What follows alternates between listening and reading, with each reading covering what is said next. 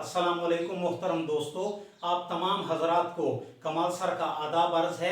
एक नए उन्वान और एक नए टॉपिक के साथ हाजिर खिदमत हैं। आज का हमारा उन्वान जो है वो उर्दू ग्रामर का एक निहायत ही अहम उन्वान है जिसका नाम है ज़ू मानी अल्फाज। इस टॉपिक को हमने अगर अच्छे तरीके से जहन नशीन करना है तो हमने सिर्फ एक लफ्ज को पकड़ना होगा और वो लफ्ज है जू। अगर हम डिक्शनरी में जू के मानी तलाश करने की कोशिश करें तो डिक्शनरी हमें वहां पर दो के मानी देती है। इसकी तारीफ कुछ इस तरह बनती है कि वो तमाम अल्फाज जो लिखने में, बोलने में, पढ़ने में और सुनने में बिल्कुल एक जैसे हों लेकिन उनके मानी जुदा जुदा हों। वो तमाम अल्फाज जो लिखने में, बोलने में, पढ़ने में और सुनने में बिल्कुल एक जैसे हों लेकिन उनके मानी जुदा जुदा हों, उर्दू ग्रामर की रूह से ज़ू मानी अल्फाज कहलाते हैं। इसकी दूसरी तारीफ कुछ इस तरह है कि वो तमाम अल्फाज जिनके दो मुख्तलिफ मानी हों लेकिन इमला एक हो। अब यहां पर एक लफ्ज आ रहा है कि वो तमाम अल्फाज जिनके दो मुख्तलिफ मानी हो मगर इमला एक हो। इमला कहते हैं लिखने के तरीके को, लिखने के अंदाज को।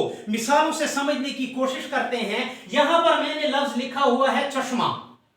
अब यहां पर अगर मैं देखूं पानी का चश्मा, आंख का चश्मा, दोनों जुमले जो हैं वो बिल्कुल ठीक हैं। दोनों जुमलों में चश्मे का लफ्ज इस्तेमाल हो रहा है। लिखने में भी बिल्कुल एक जैसा है, देखने में भी बिल्कुल एक जैसा है, बोलने में भी बिल्कुल एक जैसा है और पढ़ने में भी बिल्कुल एक जैसा है, लेकिन इनके मानी जुदा जुदा हैं। जमीन से निकलते हुए पानी को पानी का चश्मा कहते हैं और जो आंख पर ऐनक रखी जाती है या ग्लासेस रखी जाती हैं उसको आंख का चश्मा कहता है। तो इस तरह के अल्फाज जो लिखने में, बोलने में, पढ़ने में और सुनने में बिल्कुल एक जैसे हों लेकिन मुख्तलिफ जुमलों में उनके मानी जो हैं वो मुख्तलिफ आते हों, उर्दू ग्रामर के इस अंदाज को जो है ज़ू मानी अल्फाज कहते हैं। दूसरी मिसाल, यहां पर मैंने लफ्ज लिखा हुआ है कान।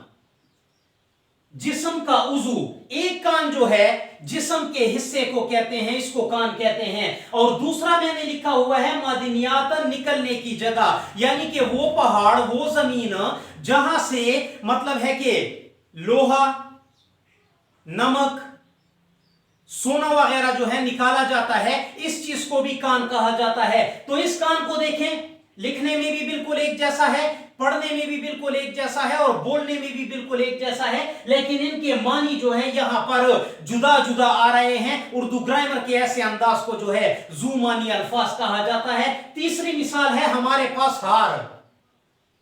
फूलों का हार भी बनता है और हारने के मानी भी देता है, शिकस्त के मानी भी देखता है। तो मतलब है कि लिखने में बिल्कुल एक जैसा लेकिन दो जुदा जुदा मानी हैं, इनके इमला जुदा हैं, यानी कि वो तमाम अल्फाज जिनके दो मुख्तलिफ मानी हो लेकिन इमला एक हो। यहां पर चौथी मिसाल जो है दिया। दिया चराग को भी कहते हैं और देने को भी कहते हैं। यहां पर लफ्ज है हमारे पास जान। जान जिंदगी को भी कहते हैं और वाकफियत और पहचान को भी कहा जाता है। लफ्ज है हमारे पास शाम। एक मुल्क का नाम भी शाम है और मगरिब के वक्त को भी शाम कहा जाता है। यहां पर हमारे पास लफ्ज है दाम। दाम कीमत को भी कहते हैं और जान को भी कहते हैं। तो कहने का मकसद यह है कि वो तमाम अल्फाज जो लिखने में भी, बोलने में भी, पढ़ने में भी और सुनने में भी बिल्कुल एक जैसे हों लेकिन उनके मानी जो हैं जुदा जुदा निकलते हों, उर्दू ग्रामर के ऐसे अंदाज को ज़ू मानी अल्फाज कहा जाता है। ज़ू के मानी आप सीख लें, दो के मानी देता है। इस लफ्ज को आप पकड़ लें तो आपकी डिफिनीशन जो है वो मुकम्मल तौर पर क्लियर हो जाएगी। दो का लफ्ज जो है अपने दिमाग में लाएं और इस तरह की डिफिनीशन बनाएं। अपना ख्याल रखिएगा। अल्लाह हाफिज।